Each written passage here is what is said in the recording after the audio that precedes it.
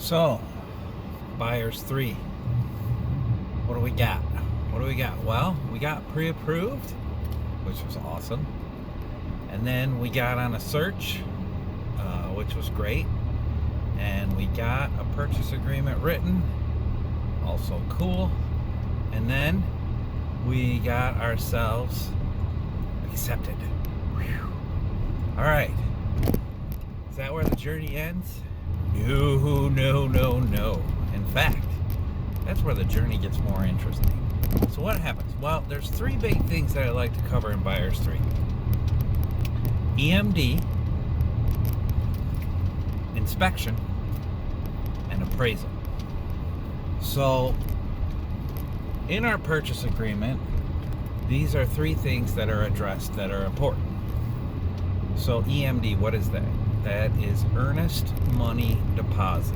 So basically you're saying as the buyer that you have money and you're serious and you are willing to put your money where your mouth is and throw down a deposit on the house.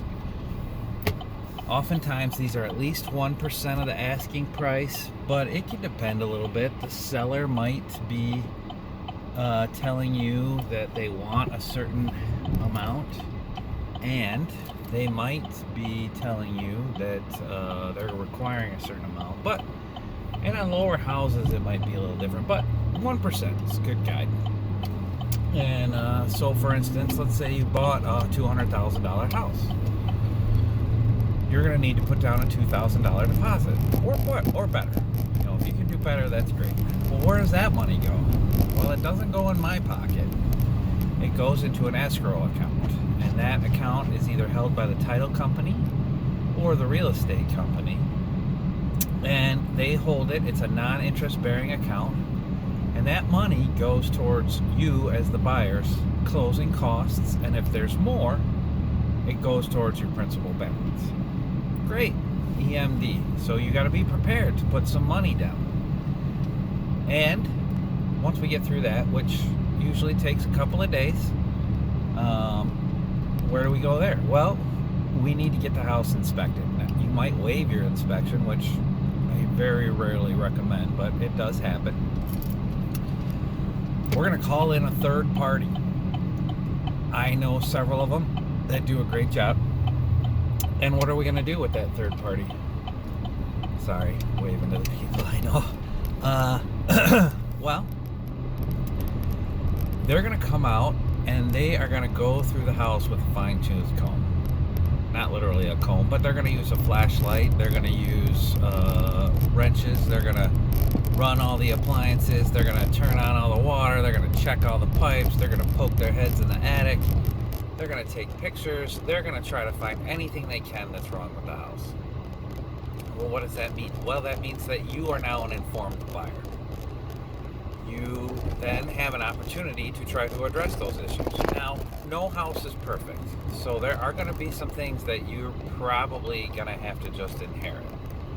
But there are some things that you may be able to have the seller address, or they may be willing to work with you regarding the purchase price to take care of. Those are some of your bigger things. Any of the littler stuff, we just want you to be informed about what you're getting into. Now, if there's an accumulation of a ton of little things, then of course we want to work through that, right? But that inspection, depending on the size of the home, will cost you around $300 to $500. Maybe a little more, maybe a little less, depending on who you hire. And they're going to provide you a digital report that hopefully you're going to share with me. And then we are going to go back to the seller as necessary to say, hey, we want these things fixed, or we're good to go, or somewhere in between. That usually takes 7 to 10 days to get done. Once we get through that, we're going to let your mortgage company know, here's where we're at. Inspection's good. Let's get that appraisal done. Well, what's that? Well, we got another person, another third party, who's going to come out on behalf of the bank. And what their job is to look at what you are offering for the home and make sure that it makes financial sense to the bank to back you for the value of that home. They're going to look at solds in the area. They're going to look at their equations that they use, and then they're going to look at the home and say, yeah, this home is worth $200,000. They may tell you it's worth more than what you're paying for it, or in a worst case scenario, they may tell you it's worth less. So what do we do with that? Well, we take it to the bank, we work through it. A majority of the time, it's going to be cool. Every once in a while, we're going to run into some bumps, but that's why I'm here.